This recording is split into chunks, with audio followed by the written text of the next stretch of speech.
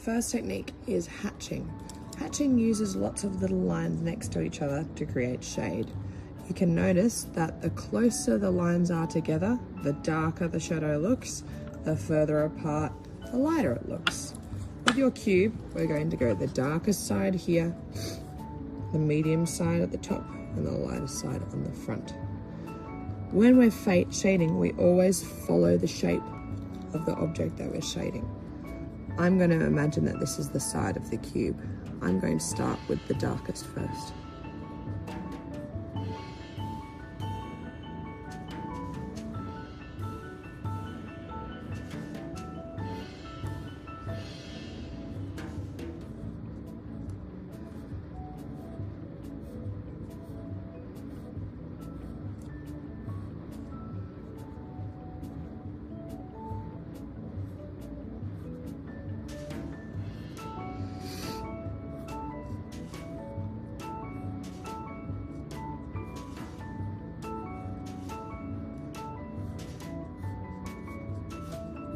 I'm going over the top of the lines to make them closer together so it's a little darker. Next, I'll do the medium, following the shape again. I don't want to go straight up because I can tell this is the top of my cube, so I'm going to angle my drawing.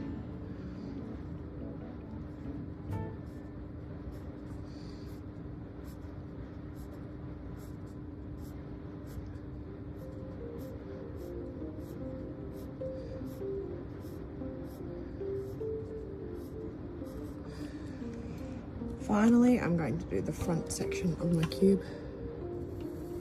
These lines are much further apart to create a lot of white space in between them, so they look like they are a lighter shade.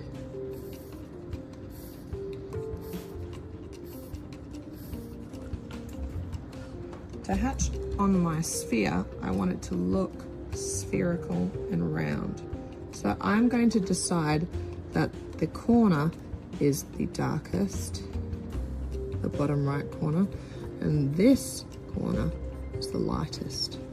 I need to create a gradient in between these two spaces, and I'm going to try and use my lines to curve up the shape to make it look three-dimensional. I'm actually going to layer on my circle by bringing these lines all the way up. Sorry, starting with my lightest first.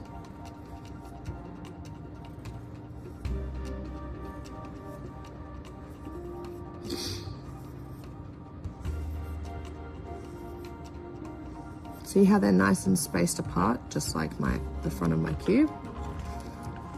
I want them to get closer together towards the middle, but I don't want them to get too dark up here. So I'm going to bring up more lines, layer them, but stop them towards the middle. Stop.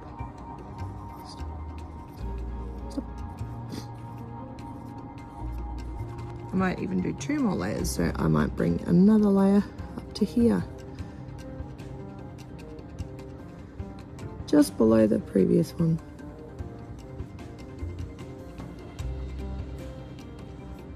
Notice how I'm still curving my lines.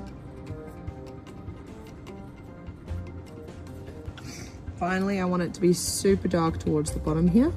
So I'm going to go in with even shorter strokes.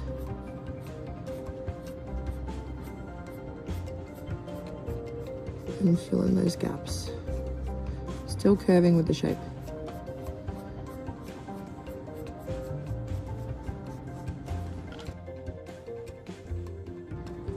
Cross-hatching is very similar to hatching, but instead of just parallel lines, cross-hatching has vertical and horizontal lines to create a shadow. So it's almost like hatching twice.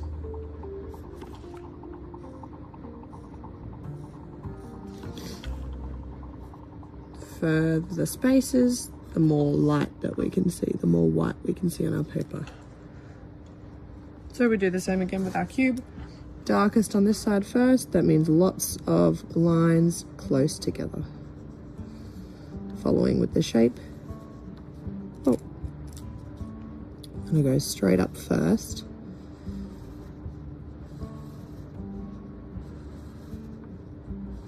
And then to follow my shape, I'm going to go on an angle. Lots of lines close together. I'm pushing a little harder with my pencil to create pencil pressure.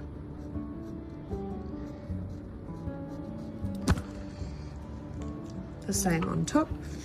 I'm going to do some straight across lines first.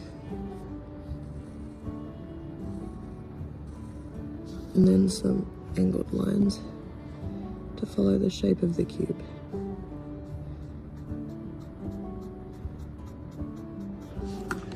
And finally at the front, we want our lightest value. So I'm going to go further apart.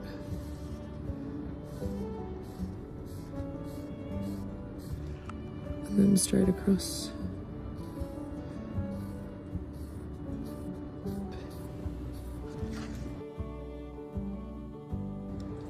Cross hatching is very similar to hatching, but instead of just parallel lines, cross hatching has vertical and horizontal lines to create a shadow.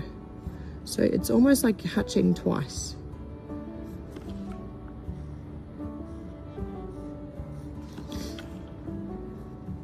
For the spaces, the more light that we can see, the more white we can see on our paper. So we do the same again with our cube. Darkest on this side first, that means lots of lines close together. Following with the shape. Oh, I'm gonna go straight up first.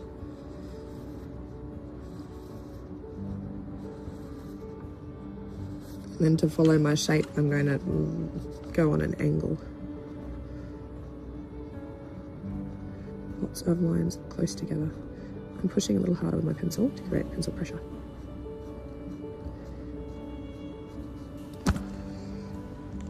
The same on top. I'm going to do some straight across lines first. And then some angled lines to follow the shape of the cube.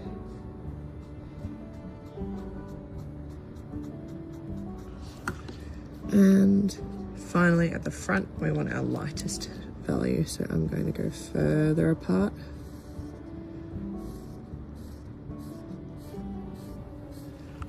And then straight across.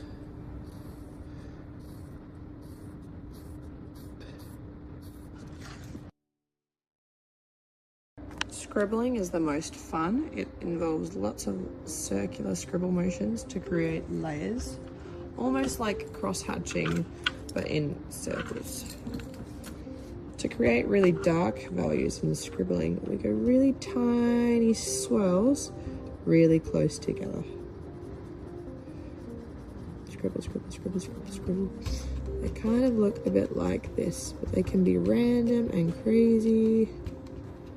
It's to do with the spaces you leave in between.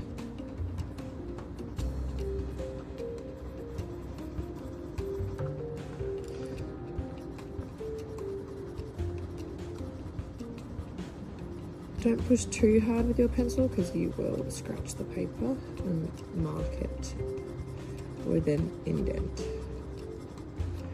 Darkest shade. My medium shade needs to be a little more open, a little further apart. Notice how I'm pressing lighter with my pencil so it's not as dark.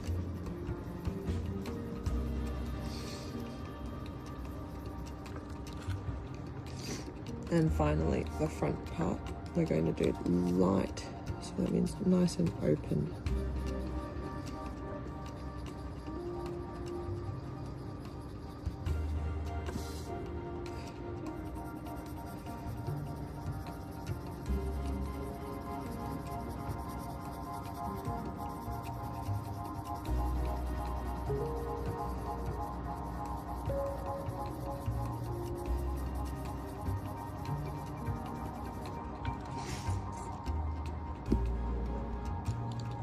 to do the scribble method on my sphere.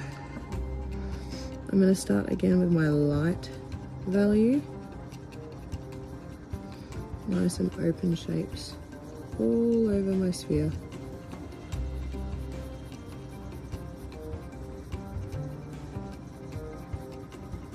It's great because it's kind of random, so it's a bit fun. Now I want it to go darker towards the middle. I'm going to still try and curve my shading though, so it just matches my shape. The shape of my object, the curve of my object.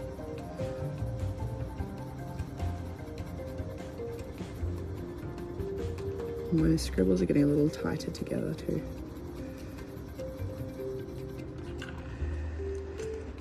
Alright, I'm gonna go even tighter still.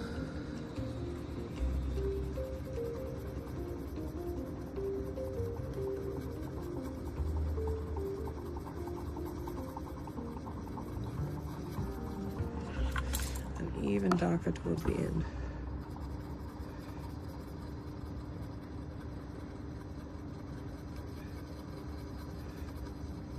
Creating a gradient.